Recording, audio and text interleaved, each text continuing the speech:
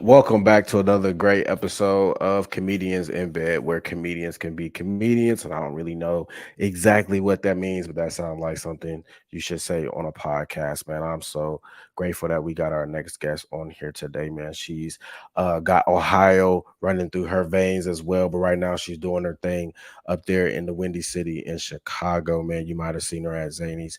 You might have seen her on Adult Swim. You might have seen her on a lot of things. If you haven't seen her, you're going to see it right here today, but then you're also going to see her in the future because I definitely think that she's going to do big things and blow up. Please, everybody, please give it up for our next guest, Nina Kern, everybody. What's Hello. going on? How you doing today? Good. How are you doing? Pretty good. I like this whole like thing you got, your little whole background. You look like you listen to a lot of Taylor Swift. Uh, is that just because I'm a white lady with blonde hair? Is that why I look like I listen to Taylor Swift? I think it's the pink in the plants. So this all belongs to my roommate. This is her Okay. work from home setup. She was like, "You can use my desk," but then I couldn't fit my ring light behind her desk, so I was like, "It's Okay. gonna have to be the background." Yeah. Okay. All right. Making do what you got to do. That's what's up. Who is your favorite musical artist? Ooh, that's hard. Well, according to Spotify Wrapped, last year it was Janelle Monae. So Okay. I she was like my number one last year.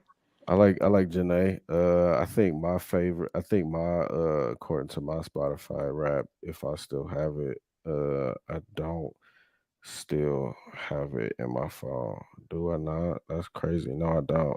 I think it might have been shoot, I think it might have been I know SZA was on there. She I was in know, my top five. yeah, SZA was definitely in my top five. Now I have to find it because if I don't, it's gonna bug me. All right, cool. My top artist, it's this guy named I don't know what you call them. Like they're like producers and they make beats. It's this guy named Knowledge that I really listen to. I like a lot. I don't know. I like listening to like beats, just beats, no words, just Hmm. because it kind of like calms down my anxiety and stuff like that. So I like to listen to that when I'm like trying to get stuff done. yeah, yeah, Because like yeah. if the music has words in it, I'm not gonna get anything done. Right. Unless it's like old school music, then I can really vibe to it. Then I'll be like, all right, maybe. But yeah, like current new stuff, like nah, I'm not gonna be able to. I'm not gonna be No, able to. absolutely not. But yeah, you're from Ohio, man. Okay, Ohio. Like, I mean, I should have thought that in the intro. You're from the 330. You're from Akron. I am. I'm originally from. Yeah, yeah. That's what I remember. You had mentioned that, and I had talked to you about, and I told you I was from Youngstown. Have you ever been there? I know it's not too far, but have you ever been to Youngstown? Yeah, I actually did a show in Youngstown. When was that? November? Yeah, it was November. It was at the bowling alley. What the heck was that place called? I was at a bowling alley and it was like a bowling alley, an arcade, and then like downstairs it looked like a concert venue. Oh man, yeah. I don't remember what it was called, but it was a cool venue and the show went really well. But yeah, Oh I've been to Youngstown before. I haven't spent like a ton of time there, but I've been there. yeah. I think when I did go to YSU, I don't think I ever went to Akron that much. Uh, It's the not closest really. yeah, the closest I ever went to Akron was definitely Kent.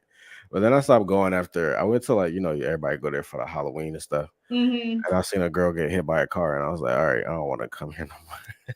Oh my god, that's horrible.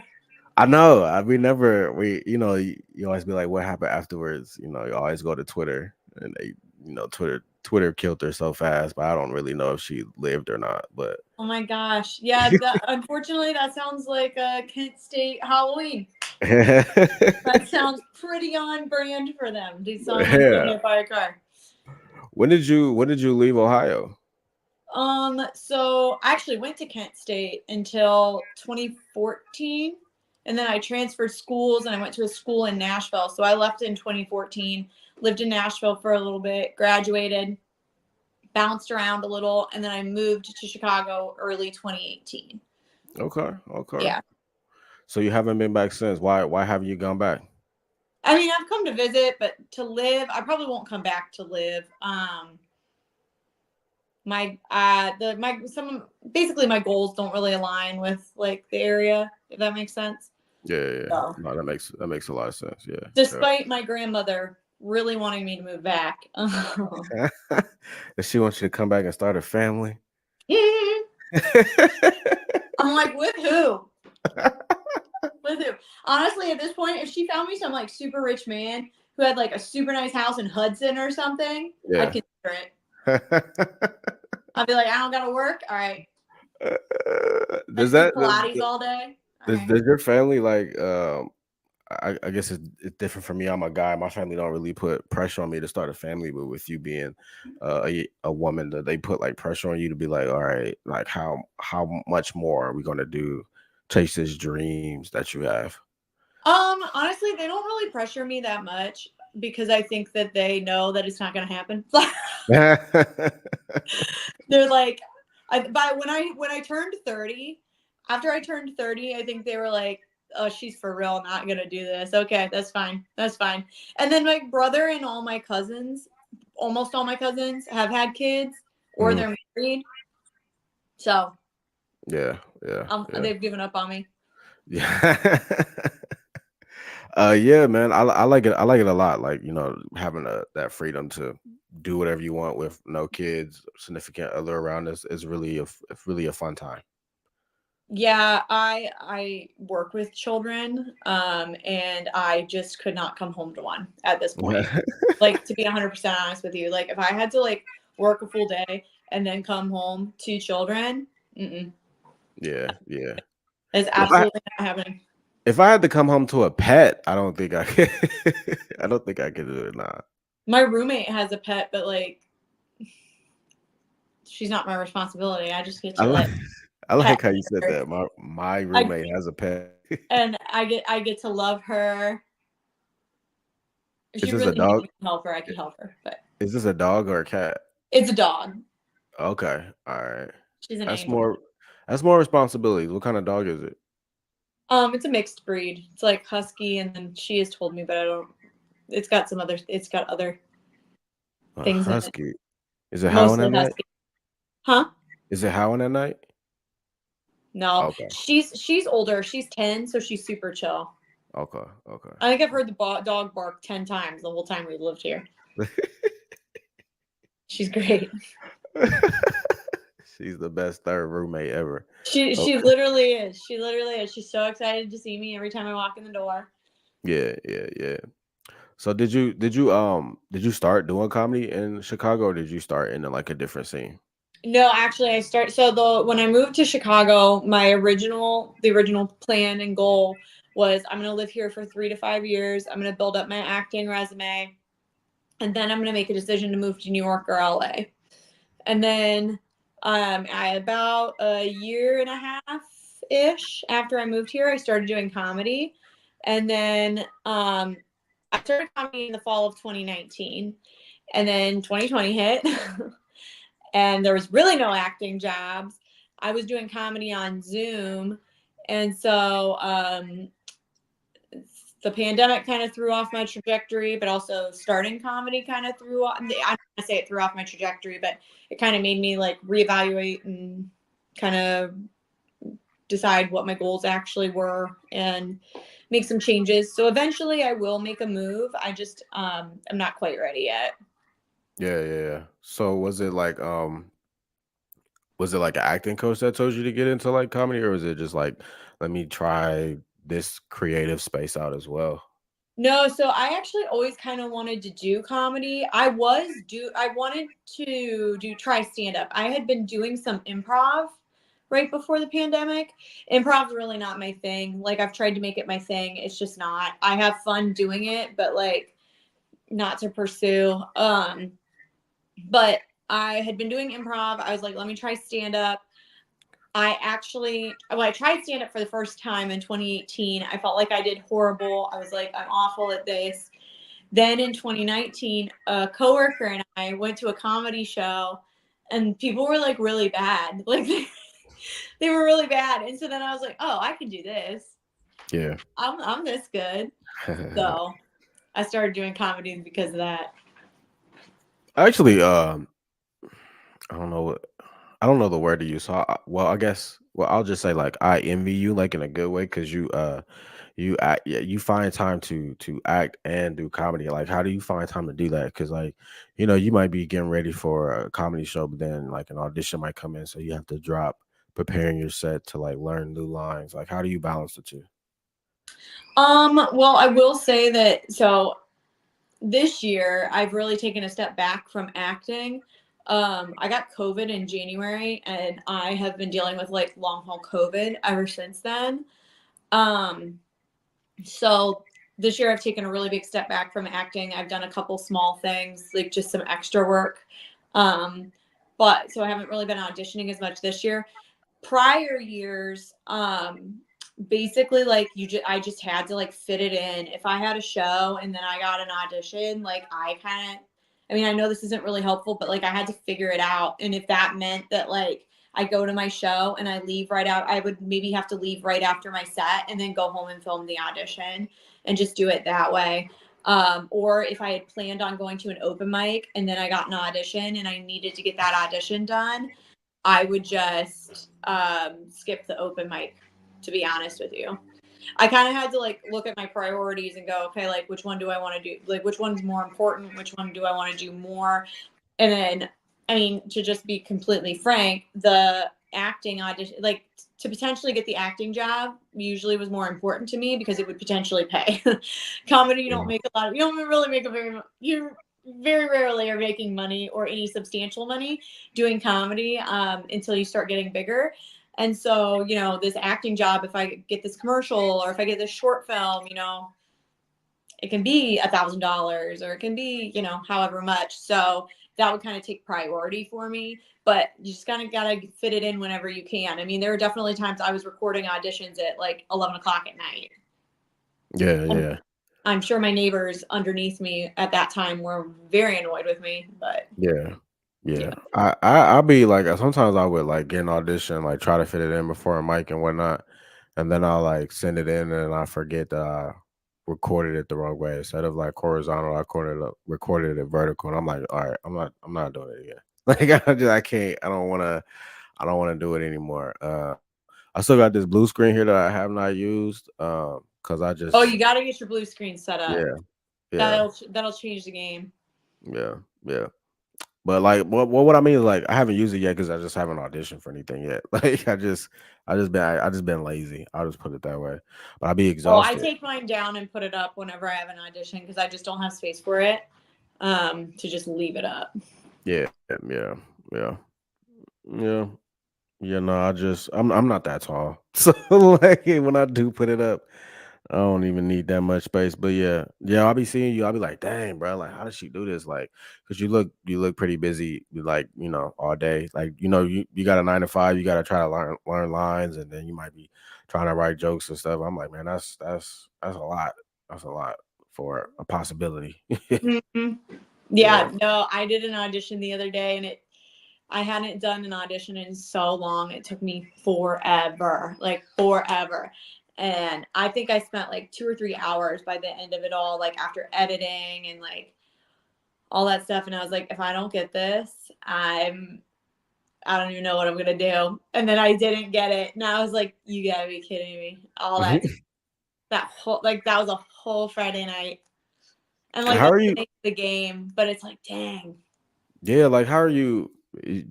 How are you processing this? Like when you like, okay, I got this audition, but I also got this show tonight. Okay, so I'm gonna do this audition, and then I'm after the audition. Are you worried about the audition, or are you just straight focus on like the comedy afterwards? Um, you know, right afterwards, you're not gonna hear back. You're not gonna hear Yeah, back for several days, or if you ever hear back, a lot of times they won't even let you know. So I try not to worry about it that night, to be honest with you. Once it's been like 3 days, then I'm like, wonder what's happening. yeah, But right afterwards, I'm a little more focused on my show. I'm not really concerned about not that I'm not concerned, but I try not to let the audition eat at me, if that right, makes. right. Do you have like big representation or a little representation? And does like doing comedy help you with you know, like certain gigs that they might try to offer you or sign you up for, or like try to audition you for? So actually right now I don't have representation. That was something that was a goal for this year that didn't end up happening, mainly because of health reasons. I was like, I cannot submit to a bunch of agencies and get representation when I cannot deliver. Um, Right. so hopefully next year I'll be able to get some representation. Hopefully my health will be good enough that I will be able to handle being on set again. So, bro, like, are you still dealing with it? Like, how does like Mhm. how are you still dealing? Like, what effects are you still dealing with from it? So I my heart rate has increased a lot. So they put me on a medication to like slow down my heart rate. And then I get really easily fatigued. And like body aches, stuff like that. I've also been having like cognitive issues. So like sometimes when people talk to me, I don't know what they're saying to me. I get really bad brain fog. And then sometimes like I'll slur my words. So there's been a lot that's happened. Luckily now at this point, I've learned like I've gotten a lot better at managing my symptoms. So it's not as detrimental to my everyday life as it was at the beginning of the year. But I have some doctor's appointments actually coming up in the beginning of January to hopefully like help with the symptoms I'm currently dealing with, and then hopefully I'm pretty hopeful that by next year I'll be a lot better. Yeah, I'm like, so how long are you supposed to like suffer from this? Like, or is it just like to go to the doctor and just to be like, okay, you got it, you don't, or is it like a medication and solution? We don't know. Oh, that sucks. Yeah. Yeah. Like the med that they have me on right now is just to like help me with my symptoms, but like it's not a cure by any means. And unfortunately with long COVID, there's just like there is no cure right now. And so it's just all about managing your symptoms. Cause I know somebody who's had it for 3 years now. Now, granted, she was a lot worse. She never was vaccinated because she got it like she got COVID like right when it first hit. Like she was never vaccinated. She didn't have there were really no answers for a really long period of time. Now we know a little bit more, but we definitely don't have a cure, and it looks different for everybody too. That's the other thing that's hard when treating it, is that it looks different for everybody. How's that affected you like on stage? Like when you performing and stuff, like like with pacing yourself and whatnot? Yeah, so there have been times like I was hosting an open mic one night, and I was actually at Laugh Factory, and I was like, I gotta be 100% honest with you. I cannot go up and down off the stage 100 times tonight. I can't do it because like I just couldn't physically do it. So they just luckily they're really good at working with you there. They're really kind and understanding, and like I've already like I've established myself there enough that they know I'm not messing around. They know I'm not like faking it or whatever. And so they were like, "Oh, we'll just give you the God mic and you can just announce." Um, there have been times, I mean, more often than not, there is a stool on stage. So if I really needed to sit down, I could sit down. Um, if it is a longer set, like I have to increase my fluid intake is one of the things that I have to do. So I typically, if it's like longer than 10 minutes, I bring water on stage with me. I mean, that's pretty standard anyway, just because your throat gets dry. But yeah, there have definitely been times where like I think luckily adrenaline kicks in enough where Okay. like because I've been off stage, but like there have been times where I have a show and I'm like, I don't know how I'm gonna do this. Like Yeah, I literally like I don't know how I'm gonna do this, and that's then I cool. get on stage and able to pull it together for however long my set is, and I just truly think that that's just adrenaline because then afterwards I'll crash. Dang, man, if we had like a union, you could collect like disability right now or something like that. I would love to collect. I would love to collect disability. Unfortunately, I have a full-time job. What about that with with the job and working? Like, are you Some days more it's chilling? really hard. Some days Yeah. it's really hard. But like luckily, I've gotten a lot better with managing my symptoms. Like if I don't like even today, I was driving back from Ohio. I felt like I like there was a point where I was like, I don't know how I'm gonna make this drive. But then like drinking electrolytes is something that like I have to do every day. I finished my electrolytes and I was like, oh, I'm fine. So like every single day, because I work at a school, every single day I have a water bottle that I take electrolytes in and I drink it by noon, and then I'm usually like okay. But So electrolytes is saving the day. they literally saved my life because I had to cut out caffeine, and Uh-huh. like they will wake me up. Mm. So Mm. instead of drinking coffee, I drink liquid IV. I know that sounds insane, but That's where you did this drive by yourself? yeah, Oh heck, how long is that drive? it's a 6-hour drive. Okay, from where I'm It's not from, from where not I'm bad. from, it's like an hour and a half, a little bit. Yeah, it'd probably I be. said an hour and a half. I'm so high. My fault. 5 hours and 30 minutes. Oh, yeah, because you guys are like right around the Yeah, yeah. right up top. But you got really a straight shot. Like, don't you just go down I-80? I went down 90 in 94. Okay, okay, okay. I took the toll road Yeah, yeah, yeah, yeah. because Yeah, it's a straight shot. it'll take like an extra hour if you don't take the toll road. Yeah, I'm not trying to do that. I will pay to save. I'll pay to save the hour. Okay, okay, okay. Yeah. Well, I hope the health definitely turned around. One of the questions I like to ask is like, what has what have you learned about yourself, like as a comedian, since from when you first started doing comedy to like where you are now? Mm.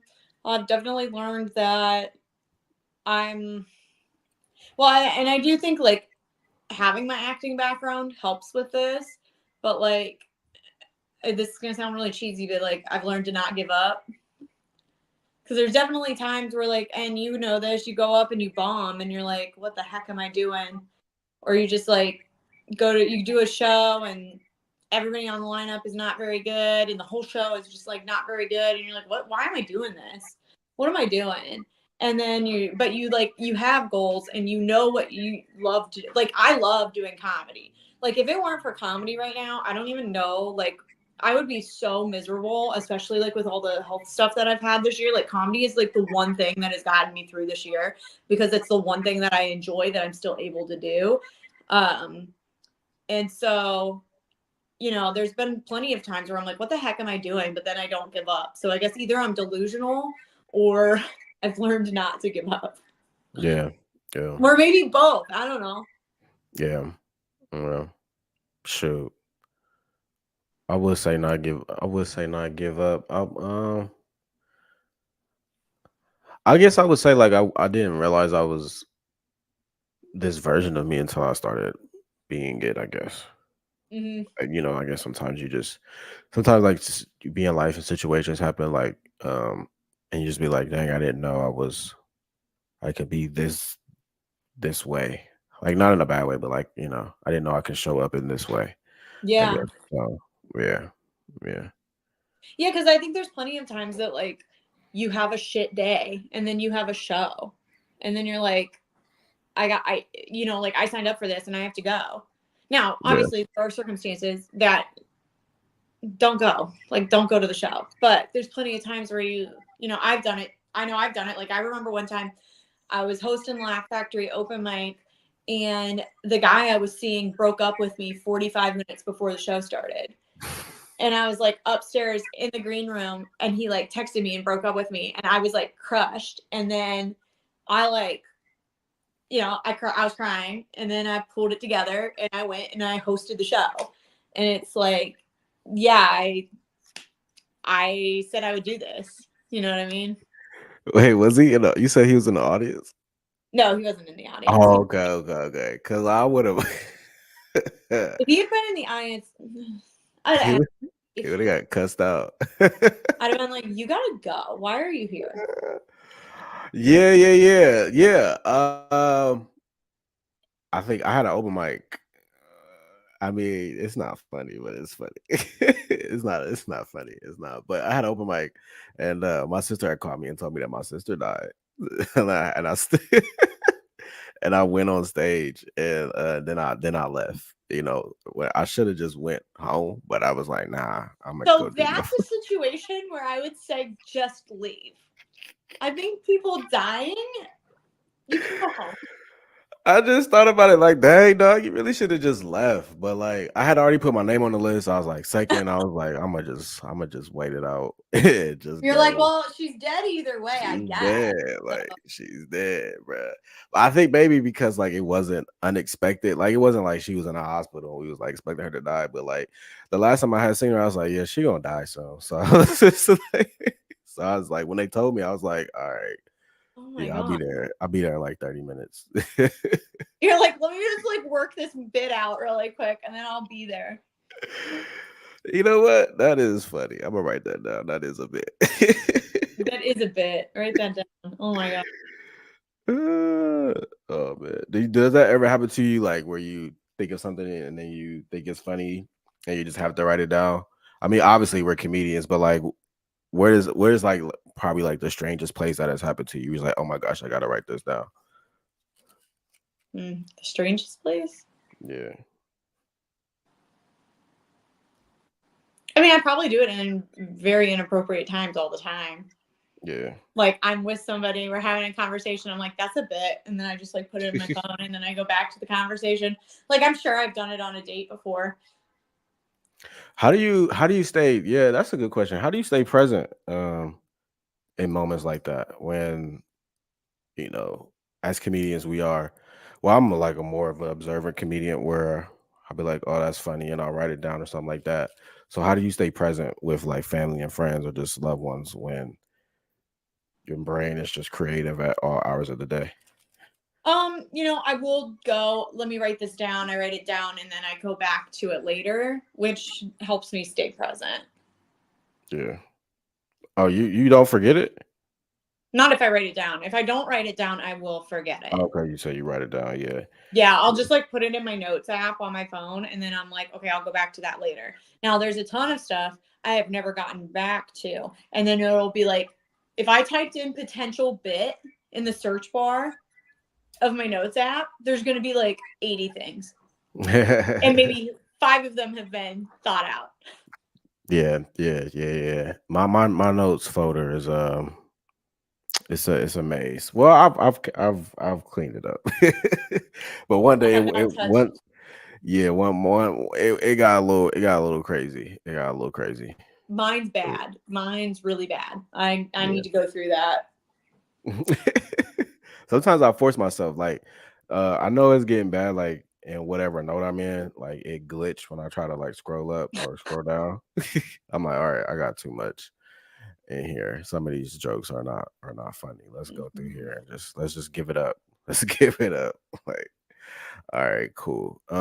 Okay, so in Chicago, now you keep talking about Zany, not Zany, it's not my fault. The Laugh Factory. You're in the Laugh Factory. How did you like build and work that relationship up to the point that now you're in there regularly? So I think one thing that I did that really helped me out that I didn't realize was helping me out was during the pandemic I did a lot of Zoom comedy. I was doing Zoom comedy because frankly I was bored and I didn't have anything else to do. And so I was doing Zoom comedy and then I think the right people saw that I was being active. And then the booker had reached out to me spring of 2021 when stuff, I apologize. Reached back out in the spring of 2021 when things started opening back up again. And so that was how I initially got my in. And then because there were a lot of comedians in the city at that time who went home during the pandemic. There were a lot of people who were like not sure if they were going to come back and do comedy. So that situation gave me a lot of opportunity that I don't think I would have otherwise gotten, if Yeah, that makes sense. And then I proved myself and then from there started getting more regular bookings. yeah, yeah, yeah. From Zoom comedy, wow. Like, so I've never. I mean, I hear people talk about it all the time and how people were getting tired of it and whatnot. What was that like experience like? Was this like was like was everybody laughing at the same time, or was the audience on mute? Like, how does this work?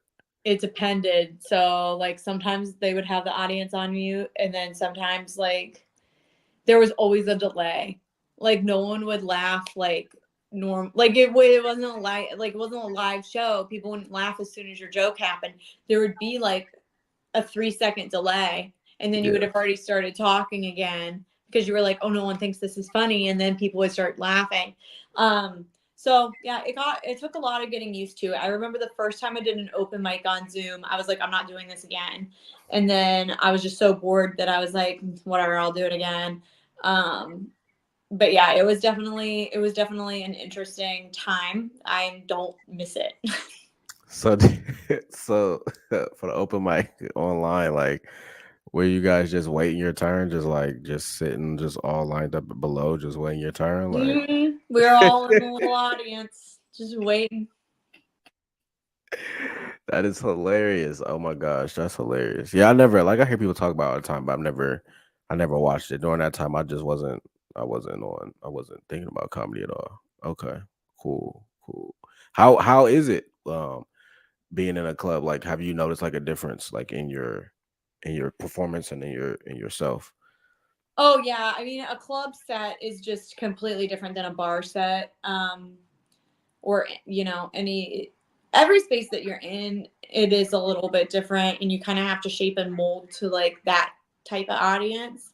I mean, and even in a club, not every audience is going to be the same.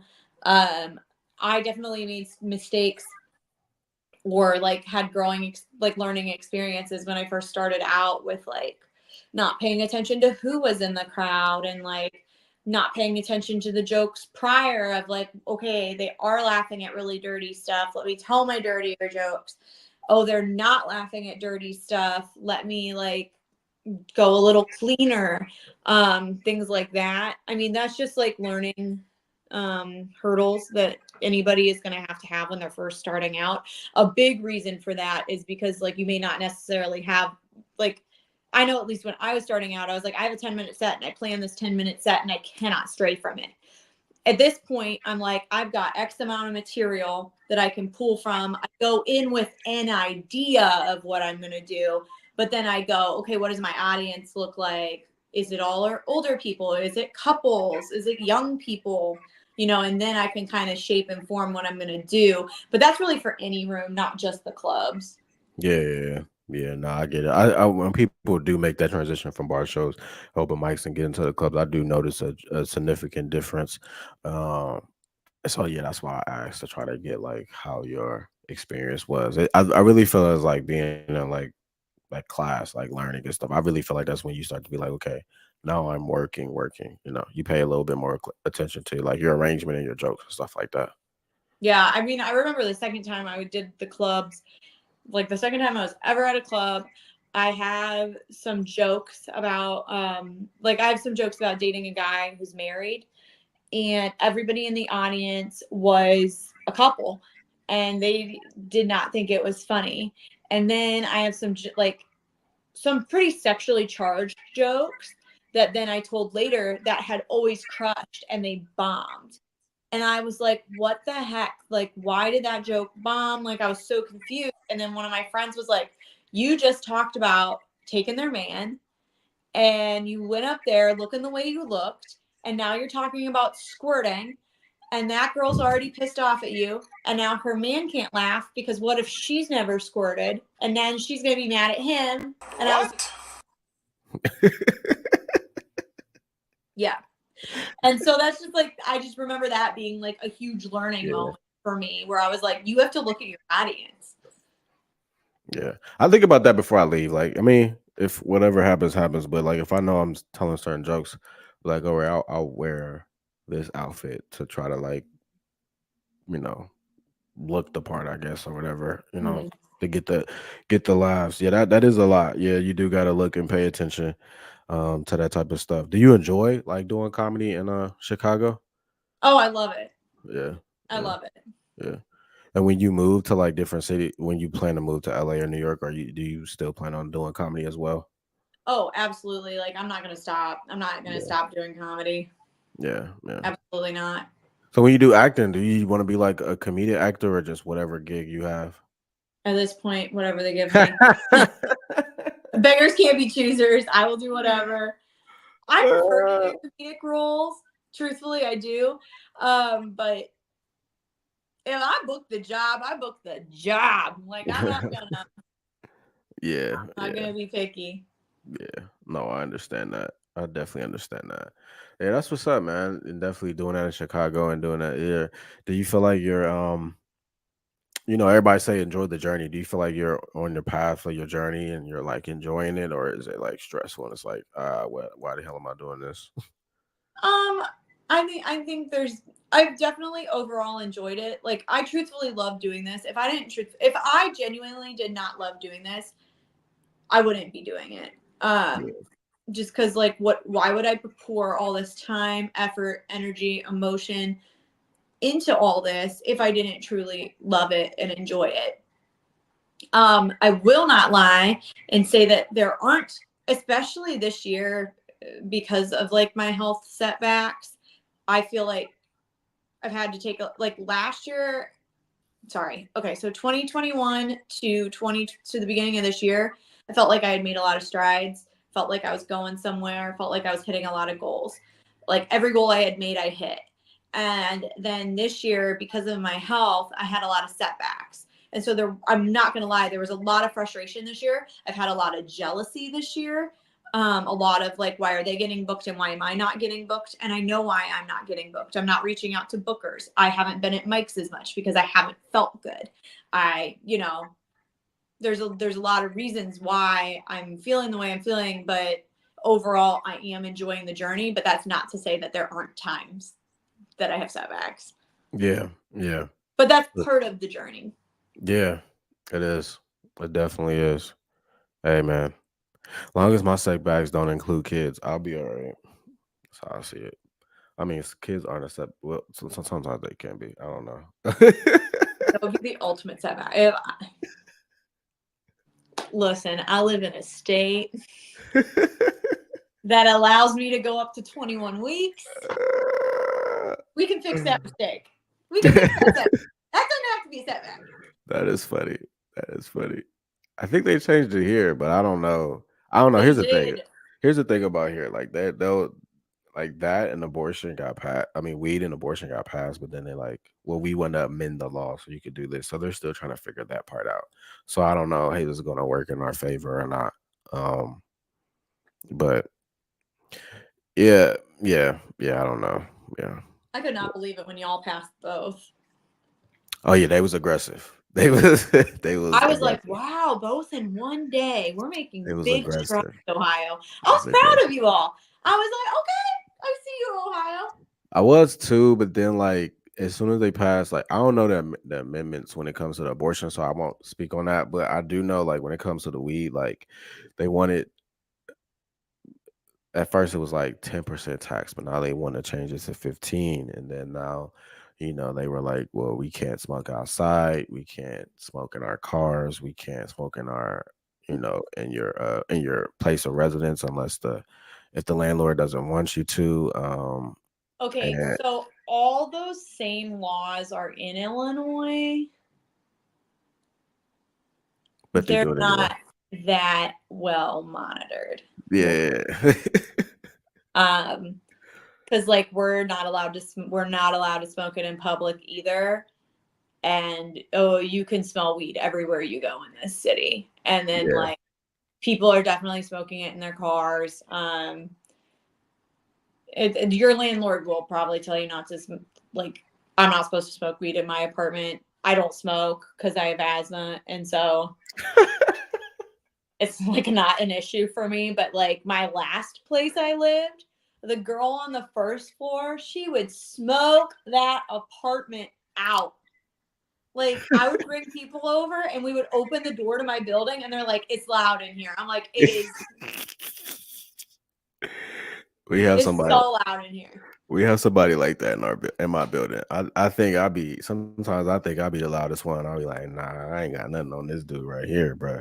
He live on the second floor. You can smell it on the first and the third floor. I'm like, dang, bro. There were times that I knew when she was smoking because I could smell it in my apartment. And I was like, damn. I'm like, girl, you good? That is funny, but that's good to know because every time I come to Chicago, I always like go to the pier and smoke. I didn't know you couldn't smoke outside. Yeah, I mean, they're not going to do anything about it. And then Yeah. I will say our dispensaries are like super heavily taxed, but I don't know what the percentage is off the top of my head. Yeah. But it is a lot of taxes. I won't lie to you about that one. Yeah, I would say yeah, probably the highest one. I think the LA's not. I mean, LA's not bad. Detroit's definitely not. I mean, Michigan's definitely not bad. But yeah, they're trying to do 15 here, so we'll see. But yeah, I was definitely proud. It's a difference when you live. Do you feel the difference? Because like every time I go to like a Democratic state, I can feel the difference as opposed to a conservative state. I'm trying to escape like you, man. I gotta get up out of here. Yeah. When I was like driving home for Christmas and I saw that first Trump sign, I was Yeah. like, I'm like, I forgot. I forgot y'all did this. Or like when I was in today, when I was in Indiana driving back, there's a sign that was like, save sex for marriage. Like, don't ruin your future. Don't get an abortion. It was like Yeah. all the same thing. And I was like, I forget you all. Like, I forget that this is a thing. Do Like, I you forget all of this. do you have you I mean, I'm pretty sure you have. Have you ever seen the Hell is Real sign on Oh, I-71 South? absolutely. Oh man. Yeah, man. That's Ohio for you. That's Ohio for you. But one thing I do love about Ohio has great comedians. You know, like Cat Williams, like Dave Chappelle, we claim him to there's the list goes on and on. And with Hmm. that, like who is on your Mount Rushmore for comedy? Ooh, like Mount Rushmore. That feels like higher stakes. Usually people go, "Who are your favorite comics?" And I'm like, I can name my favorite comics, but my Mount Rushmore. So this person actually isn't stand up, but one of my biggest idols and influences is Lucille Ball. I don't know if you've ever seen I Love Lucy, but Hmm. she like my grandma made me watch that show all the time growing up, and I love that show. It's one of my favorite shows. And she is definitely on my Mount Rushmore. Like that woman made me want to do comedy. She made me want to be a comedian. She made me want to be an actor. Um, yeah, she's definitely on my Mount Rushmore. Some of my other favorites though would include like Michelle Wolf, Michelle Berto. I love Nikki Glazer. I actually think Nikki Glazer and I have a very similar comedic style to Nikki Glazer. I like to think anyway. I love April Macy. Um, yeah, those are some of my favorites. Okay, okay. That's yeah, I mean, even when we do have women on this show, like they don't really say a lot of women comics. We don't have enough of people that put women comics on their route much more, me included. Not gonna lie. Um, so Well, even at this point, it's still a male dominated. It's male dominated. yeah, Uh, it's getting better, but like even in a big city like Chicago, there's a lot of times I'm the only woman on the lineup, hmm, and that's just it's changing, but it's still predominantly male. that's saying a lot. Yeah. Um, what words of encouragement would you give to anybody that's listening to this right now? Um, I mean, in any aspect, if you are in, just following any dream, just keep going. There's definitely times where I second guess myself and I'm like, why am I doing this? Like I could have been a nurse. I could be like, I could have steady income, but if you've got a dream, just keep following it because there are going to be these tokens and these like milestones that you hit. And I mean, personally, like anytime I get an audience to laugh, like I get so much joy and so much adrenaline. And, you know, there's something to be said for succeeding in your passion and succeeding in your goals. And, it is worth it to keep pursuing it. Message. Nina, tell people why they should listen to comedians in bed. You should listen to this show because you can gain knowledge. It's funny, and what are you doing anyway? Listen to it. Boom. Nina, tell Boom. people where they can meet you at. Yeah, so on all social media platforms, my handle is at I am Nina Kern. That's Nina Kern. I also have a podcast that I host with comedian Kishan Bachelador. He does improv though. He's not a stand-up. And our podcast name is White Collars, Red Hands. It is available wherever you get your podcast. And we are in the top 2% of podcasts. So it's pretty good. Yeah, and I forgot we did not talk about that. Like, let's talk about that real quick Yeah. a little bit more. Like, what do you guys like discuss on there, and like, how long have you guys been doing it? So we started the podcast in October of 2020. It was great. So Kashan and I worked together at a restaurant, and he was like, "Hey, I've got this podcast idea. I really want you to do this with me." Because we would like banter back and forth at work. We were friends. We weren't super close, but like we're friends at work, and we really like have good conversation. And so he's like, "I want you to do this podcast with me." So it is about white collar crime. I knew nothing about white collar crime, and I still know very minimal things about white collar crime.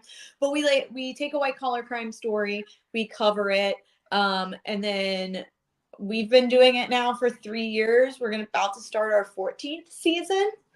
So, yeah. Okay, that's what's up. You can listen wherever you stream podcasts at. Yep.